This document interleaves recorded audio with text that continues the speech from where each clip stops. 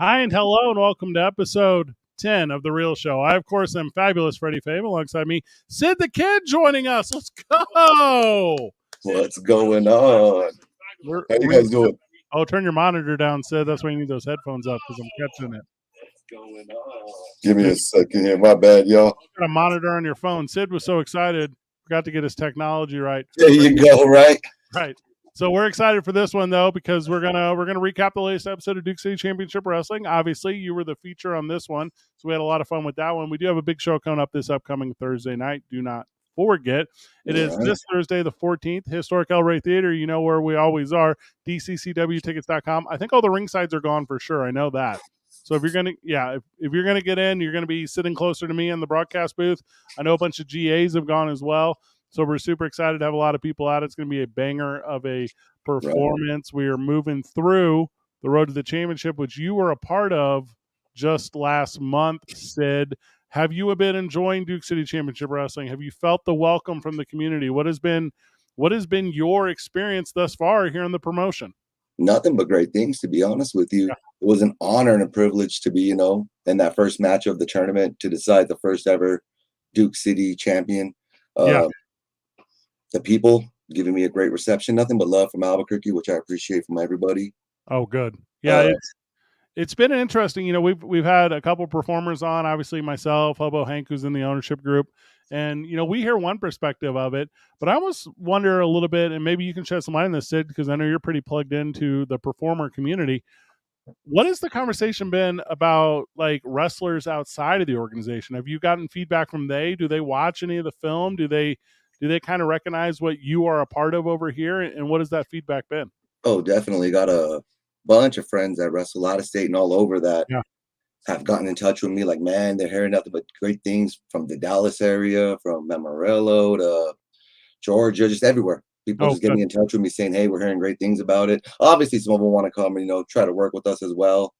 And great opportunities in the future, maybe. I mean, talk to you about that later on when we're not on here. But, and that's the thing too. There's always multiple levels of conversation, right? Because you and I, with the thing we connected on so very early in our fast growing friendship, is it's not just you that's the wrestler. It's the support that surrounds you. Like, your family is a big part of your success as a wrestler. You have individuals who wanted to become photographers. You have individuals who are willing to work like music side. You like there's a grip of people in your world that are part of your pro wrestling story.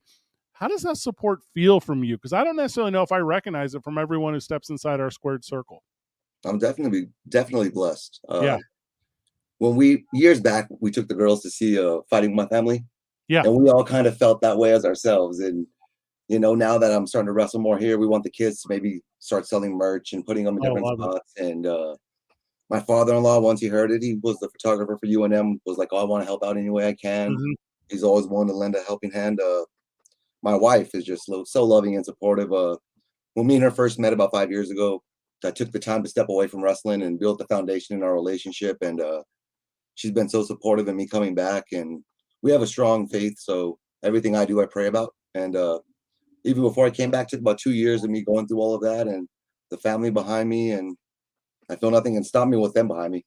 Love that. Love everything about it. Sid the Kid joining us on Real Show number 10. Big event this upcoming Thursday night, Historic El Rey Theater, DCCWtickets.com. Got a lot of cool stuff going on. We got a fun national anthem that's going to happen in celebration of 9/11. You know how important it is that we still recognize so many years later the tragedy that did occur. So Cat Pedro will be a big part of that.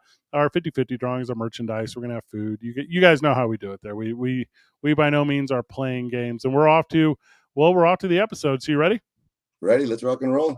Well, I'm bringing this bad boy in. Now, I don't know. Oh, I got to mute it on my end. This is my fault. So as we move forward, this is obviously the recap we do before every show. Tyler Copeland coming out. He put a roast on me. I had a lot of laughs with that. Were you backstage? Were you kind of privy to Tyler putting me on blast in front of the DCCW audience? I wasn't, but I definitely got a good chuckle out of it. He and I are about as good as professional friends as you can be, and personal friends as well. And being able to bring him in to be a part of this was a real special thing to me. And obviously he got his win there in the debut, and we were on to Valak Vile. These little recaps, Sid, at the beginning of our episodes. You enjoying them? You think they're a waste of real estate on the broadcast? Like, what's your energy on these? I enjoy them because it gets you caught up. It's kind of like when I was growing up with WWE. If you missed a show or missed a month, you caught that next one. They give you the recap, and you're caught up right away. Had you met Tommy Two Scoops Test before this night? No, this was my first night. Very cool dude, very respectful kid. I mean, wish nothing but the best for him and see bright things in his future. I can tell you that much right now. He's got a big build, but he's a young blood. You know, I think he's just got a couple dozen matches underneath his belt, and he's going here in this triple threat with two guys that, well, they got more than a couple dozen. Right. And you're especially Fonzie. Fonzie, you know, Fonzie always works his butt off. Oh my gosh. First guy in the gym for sure. This was fun here. So we're starting the program. Brandon Ortega, who we didn't light well enough for this. We're learning as we're going here. Brandon was the sportscaster over at KOB forever, which is a local NBC affiliate. He now works for UNM producing digital media. We were joking about what name we should put underneath him for Brandon. I said, put star.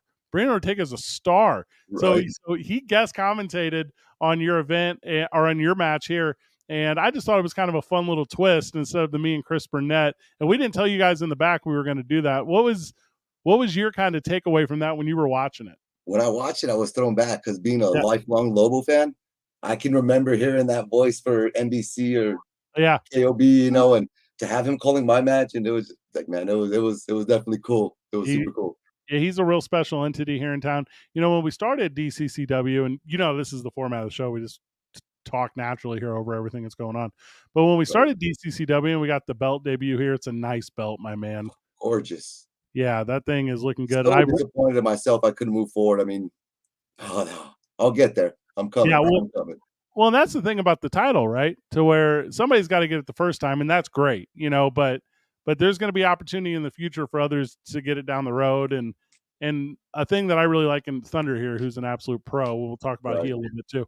But a thing I really like about wrapping up the Brandon stuff is he really helped us bridge the TV gap in the beginning. You know, so in the beginning when we were trying to get on local networks and trying to do some stuff, he helped us with a lot of that. So a fun little on-air thank you to have him back and have him do commentary for your match. Right. Big thank you. Big thank you to him. And Brandon, I appreciate you doing that. How long you known Thunder? Since 2007. Long time, huh? Yeah. Well, when I first came back from Georgia, him and Hobo Hank and Mosh Pit Mike, you know, were starting the LAW, and I was actually working a job at Victoria's Secret, and my boss gave me a paper, and I just harassed them for like 2-3 days and met up with them, and would drive down to Los Lunas every single day. I would miss as much work as I could just to get in that ring and work on being part of this. And he was kind of like one of my first mentors in this business to kind of take me and show me a different style and take me under his wing. Him, Hobo, and Mosh, all three of those guys. I mean, that's my love for all three of them. You're seeing right there the Tiny Tron lit up with the Duke City Championship logo. I love it. A little twist there. We're looking to do a lot with this camera view. I met with some guys today without really opening up the door too deeply on anything. We're looking at shooting a TV show we're looking to shoot a TV show about making a wrestling show. You know, we have this whole concept where, you know, we're talking to some streaming services, and that was one of the feedback I got today was, hey, set looks great. We need to put more peoples on there. We need to figure out a way to really populate that thing. So we will. Here's you coming out. I was really happy about this move. This I thought was clever. I thought it was smart. You did not talk to me about this beforehand. I know you're an artist in your own way. I was really appreciative of you putting the New Mexico flag underneath the championship belt. I thought it was a fun twist. Kind of like our own little stamp on it. Yeah. And everyone always uses the yellow New Mexico flag. So when I saw that turquoise one, me having to always be different, had to get the tights to match it. And right away I was like, this is the tournament for the Duke City Championship. It's a spot to do this. Yep. Perfect opportunity to let people know what our great state has to offer and everything about us. You have good TV ready ring gear. Like you look the part while you're out there. Have you been in that gear for a long time? Is that new to you? What kind of give me the history of the green tights? So those ones I had made for me last November. Okay. I got in touch with this gear maker out of Chicago. She actually works with AEW and WWE now. Maribel, great person. But right before she kind of was doing that, she was making my first pair of gear. I have one I'm going to use next month that no one's seen yet. I don't want to really throw too much out of the bag, but it does represent breast cancer awareness. Oh, great. And I try to get 2-3 pair a year just because, I mean, I looked up to the Flayers and the Michaels, and you got to look that part. Yeah.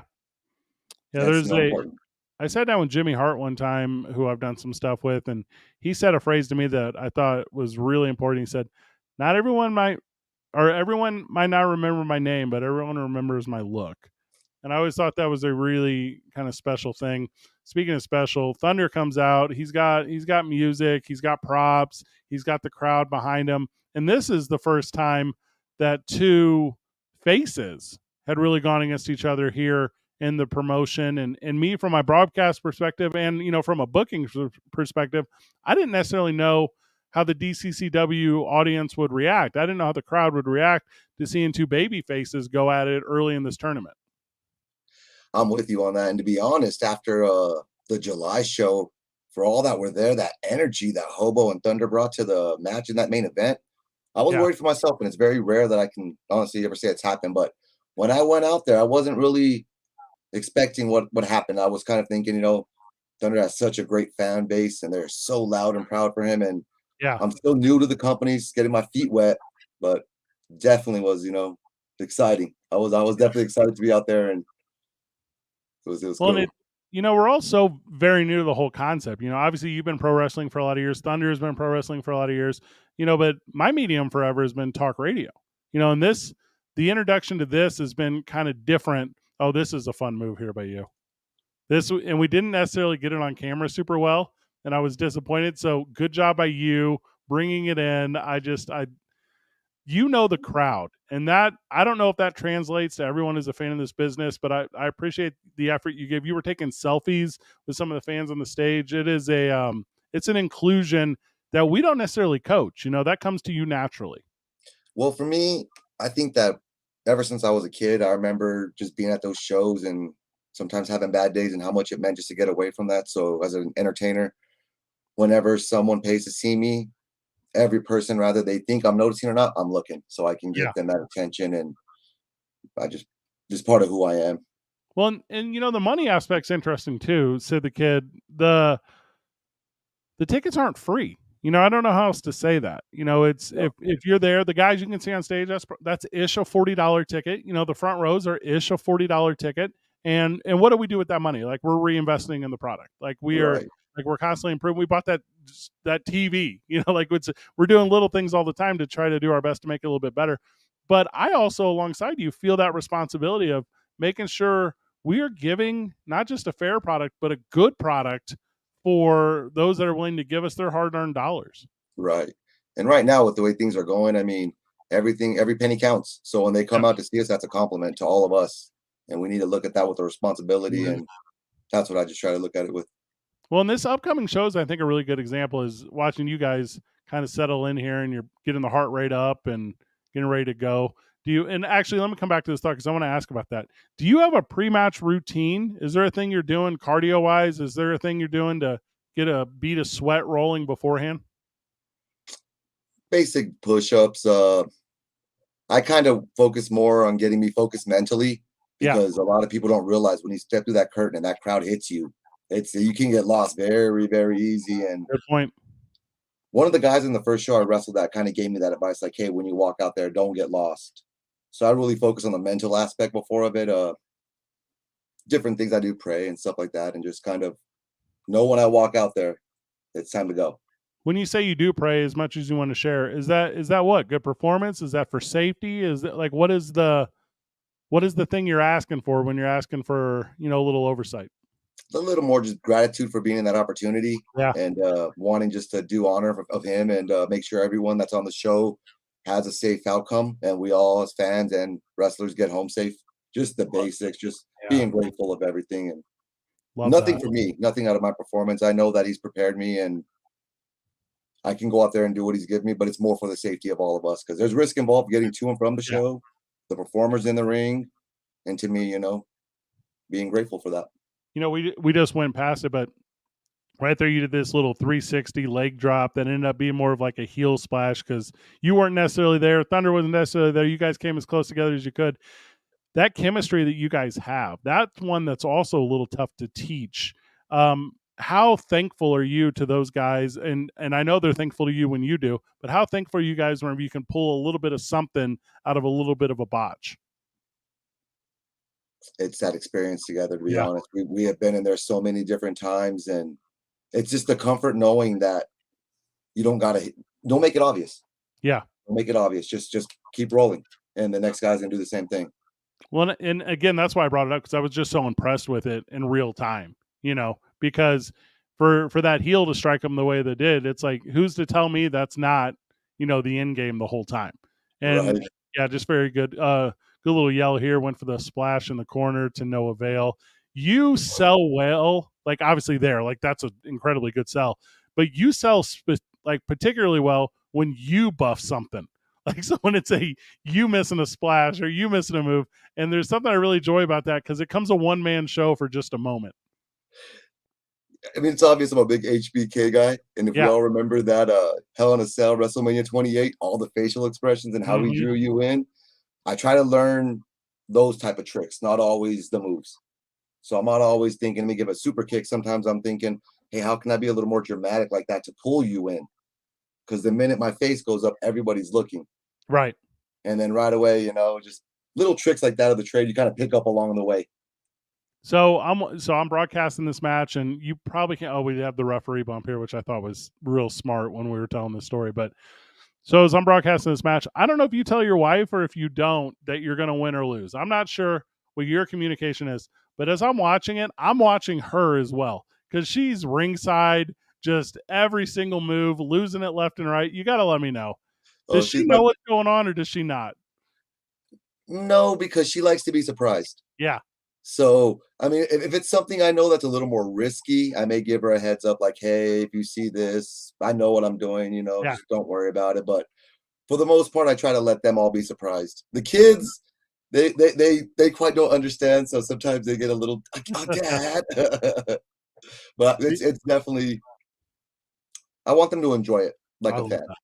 Well, and for the sake of storytelling here, you hit the super kick and Thunder goes out of the ring. And storytelling wise, that's your best shot right there. Like storytelling wise, like that, like you've put a lot of people out with that. And this is so funny here.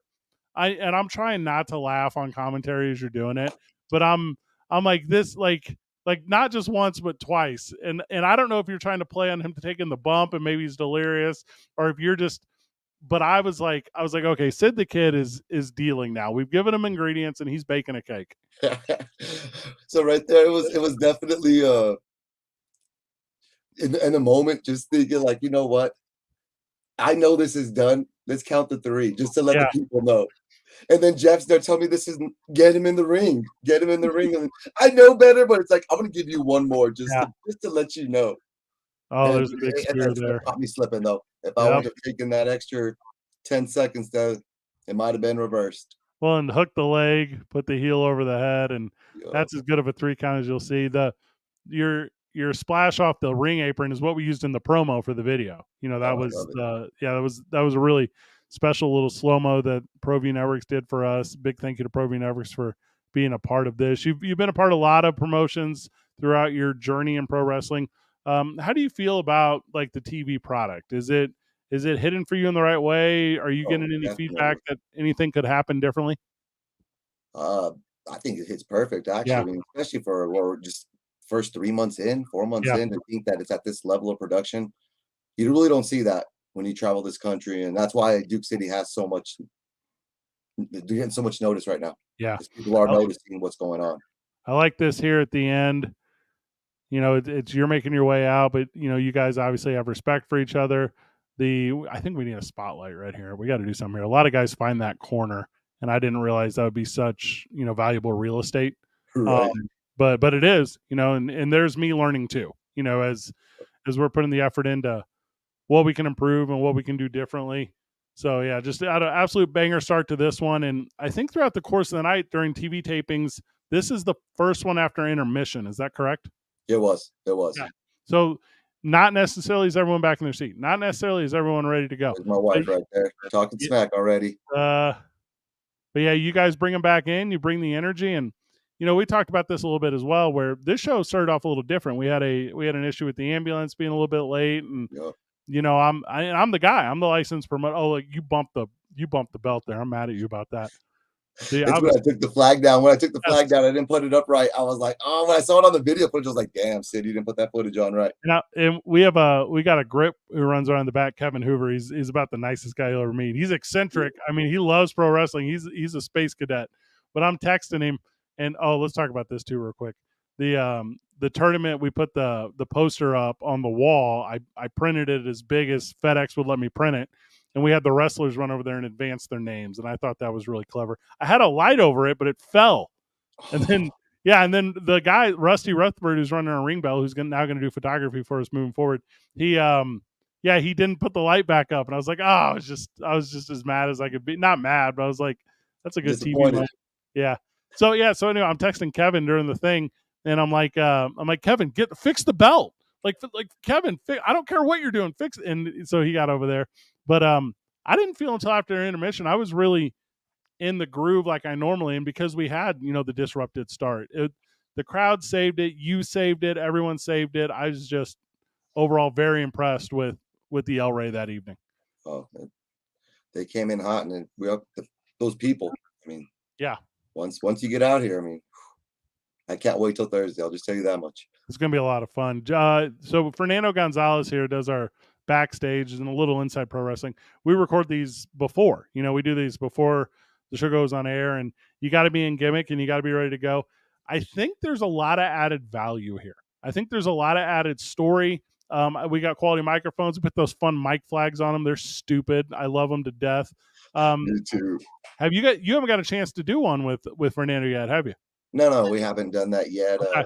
I'm pretty sure moving forward we'll get that in there. Oh yeah. This month, with it being the tournament and all that, we kind of had focus over there. So Jerry Vendetta comes out. He's about as bad as a guy as you can be in this organization, presentation wise. He put Gatto on the shelf. There was an injury there. He just, he needed to come out and have a real good showing. And it's a tough row to sow when it's Hobo Hank. Oh, definitely. How long have you known Hobo Hank? Have you been a friend of he for some time? He was the one I met actually first with the boys. I met Hobo. He was the first one that I got in touch with and went and met him and would go train at his house all the time. I mean, me and Hobo I used to keep him on the phone for 3-4 hours a night just talking wrestling. Oh, wow. I would call him and we'd be on the phone till 12:31, and I would just be asking questions, talking our favorite times of the business. Somebody I'm very close to. In real time, as Jerry Vendetta's coming out of here, you and Thunder had just exited, and Thunder is joining the broadcast here with me, and that's kind of a fun thing because we hadn't he's not on this one, is he? He's on the next one. So this is obviously a pre-record as well. But as Jerry Vendetta's coming out, where are you? Like, where are you after a match? Like, what is your go-to everything? Like, do you find a certain spot? Went back and had some water and was in the back soaking in some fresh air, giving thanks like a before and after, something I'm always going to do, and just being grateful for everything, and kind of texting the wife, letting her know I'm okay, I'm not hurt, don't worry, I feel all right, nothing's wrong. And just kind of that night I worked. So that night was a little different for me because immediately after that match, I kind of got my gear and went to the office. Work because I go do the office gimmick. So that night was kind of rough for me because I ended up staying up to I think it was 9 a.m. the next morning. After that match, so it was a long night for me. Well, I think you probably got to the venue at 4. Is that right? Yeah. Yeah. So I mean, that's a whole ass day. And then this Thursday, I'll be there about 1. And we get this one's interesting. Little inside pro wrestling. We're doing setup and teardown all on the same day, and we haven't done that yet. The El Rey is just so kind and open to us, where we've been able to set up, sometimes weeks beforehand, and we have guys in and we work through stuff and figure it out. But this one is going to be the tightest one, so we're kind of excited. We think we have the logistics down. We think we can do it quickly. Hobo Hank has just a heck of an entrance, huh? Oh, he does. I mean, the minute that music hits, any and everywhere he goes. Backstory to that sign right there. If you look on the back of it, my email from the day I met Hobo Hank is still on that sign. Oh, that's so funny. He's had that sign that long. He told me a story about trying to find that jacket again. So I guess he found that jacket as like a one-off, and then something like the New Mexico Sports Hall of Fame or someone was like, we want to, put this in like the Hall of Fame, and he was like, it's the only one I got. And he says he spent like, countless hours internet searching for that jacket again. And I'm just like, I don't know if it'll ever be found, my man. If anyone will find it, it'll be him. Yeah. I mean, look at that. I mean, that crowd. The attention he gets, I mean, yeah. I think we were at 4.25. So we had just over 400 people in there. Maybe I had it was like 440 something. So I guess more than 4.25. But I thought we were going to be closer to 500 with kind of the way ticket sales were going and the way walk-ups were. And we didn't quite hit it, but I think that's okay. We've had growth every single time. And yeah, it was, just a lot of fun, man. Because, for some of those fans, it's the third time they're experiencing the Mr. Bojangles. For other fans, it's the first time, right. and you get to see that. And how about this Dukes guy right here the whole night long? I don't know if you've been watching every single episode, but Albuquerque Dukes fan there in the front row he's as much as part of the story as anyone. He is. Him and the couple, all those guys up there, that whole section. I've noticed the past 2 shows, they go in tight every month. And if anybody wants those seats, you better get them quick because those are the ones that go first.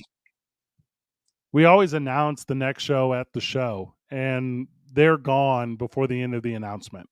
Like those fans are just some of the best. Hobo Hank, here's a fun story about that shirt. Also, we got to talk to you about merchandise. We got to get you some more stuff out there. But that's Hobo Hank's first color print shirt ever. He's been in the business 27 years. He had never had a full color print. He just had the mono or whatever. And I just kind of a really cool thing for him to just still see him making strides after so many years. If anybody deserves it, it's him. He's a dude. The merchandise was weird that night. Again, Inside Wrestling, because that's what we're doing this thing. The Duke City Championship Wrestling merch had been the number one seller the first 2 events. The first event, we had a lot of t-shirts. We had a lot of people excited. Second event, we had a lot of t-shirts. We had a lot of people excited. Third event, Joe, or Hobo Hank, had got the new t-shirt. Tommy Test had come, and Tommy Test, I mean, he brought the house. Tommy Test, he, Northern Las Vegas guy, I thanked him immensely. But they all had Tommy Test tees and they bought them there on site, which was, really nice. And then Duke City Championship Wrestling merch was sitting there on number 3. And I said, okay, like the boys got a club now. It's not just Fred's brand hanging out. And yeah, I was really excited to see the boys like picking up on some of that stuff because, I mean, how it is. You're not going to get rich just performing in the ring. You gotta not at all. Gotta have the 360 approach. Exactly. Hobo Hank's just shy of 50. I think he's 42. Is that right?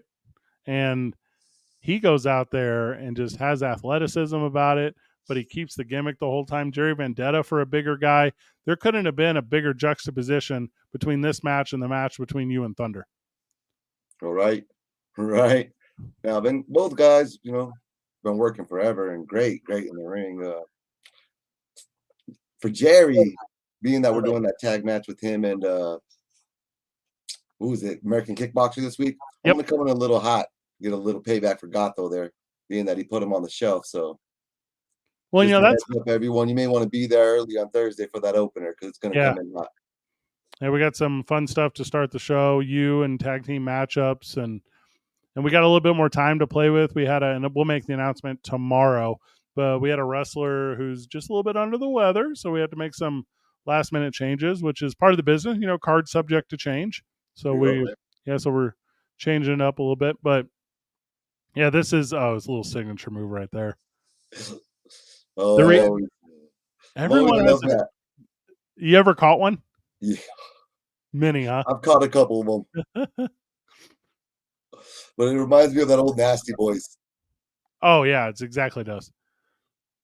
And then I don't know, you and I don't think I've talked about this yet, but we +1'd our referee uniforms this time. Everyone was kind of wearing their own referee gear that they had worn forever. And I went down to Garden Schwartz and got a bunch of like high school basketball referee shirts, and then went over to Albuquerque Dukes, and he printed the logos on all of them. And so the back say Duke City Championship Wrestling real big. The upper chest says Duke City Championship Wrestling, because as much as those guys were on TV, I was like, well, we got to put the logo on there too. Right. So not just smart marketing too. Get the brand out there as much as you can. We're just trying, man. Jerry rolls in. Was that a starfish up there for a second? Right. He's so funny. I was surprised he was getting on Hobo. He's definitely, you could see Jerry as somebody that's going to be someone to reckon with here in the future. He's coming at everyone. He's coming for that number one spot, and I can see it. Well, he's a bad dude too. It's with Charlie 50 and some of the guys from Amarillo, and now Matthew Robles made a return.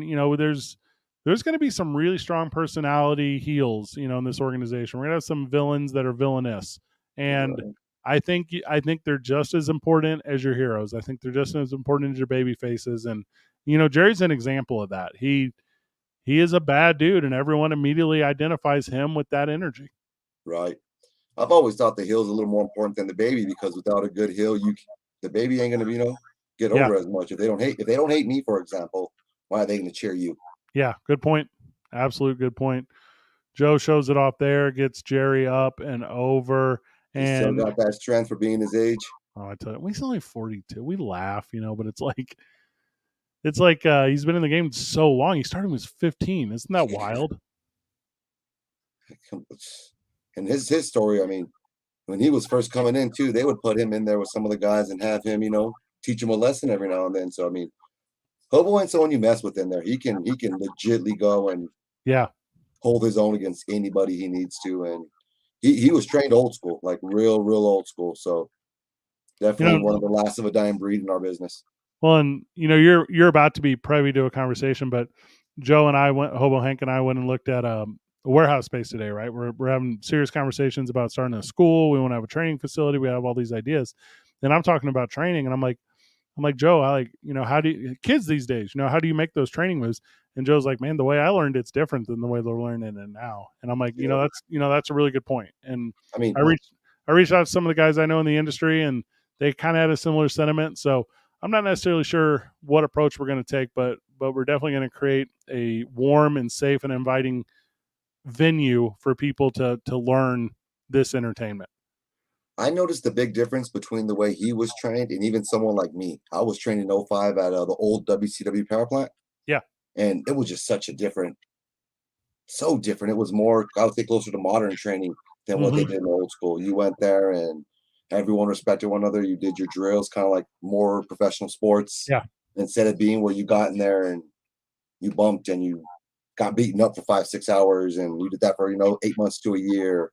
Or if you were having to be a good amateur wrestler, they'd pull you in there and kind of get you going. Because I mean, Hobo, he was a great amateur back in high school. Yeah. Well, and he's told that story to me before. And while we were talking, there was a real good camera shot there of a little bit of color on the nose of Joe. He had caught a fingernail or something in the middle of it. And well, we've stayed away from that. We're like a real family. That's as dirty as it gets with us, are those low blows right there. And I was real happy with how quickly Joe was able to kind of like clean that from, return to the match.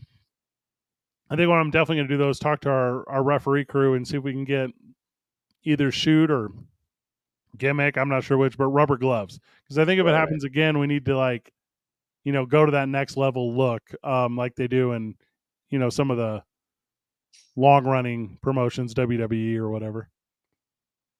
Oh, definitely. And then just for safety too. I mean, yeah. Bloodborne Passions are real. They're super real. Yep.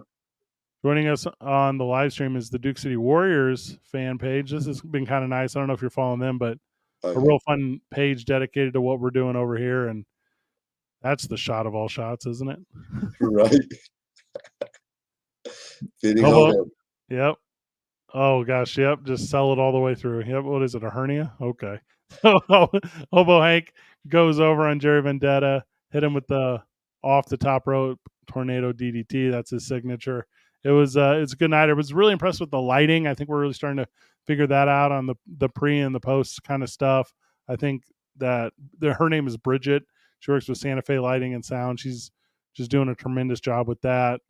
I don't know. Good evening, my man. I thought this was a big part of it, and obviously there was 2 more matches left in this night, which we'll put that episode out this Saturday, and we got the big recording this upcoming Thursday in just 2 days. That's so perfect. That's the money shot right there. Put it in slow motion. Perfect freeze too. The fans get into it. They touch that light. I tell you what, that thing is going to drive me crazy. We got these brand new. Look at that place. I mean, look at that place though. Yeah, it's special. And we still got a little room. I mean, look how many people are there on a Thursday night too. I mean, that speaks volumes. I mean, we still have, school and work the next day, and to see the community come out and support us on a Thursday, definitely appreciate you, Albuquerque. Joe puts our Hobo Hank. So, this guy gets a signature. I love this.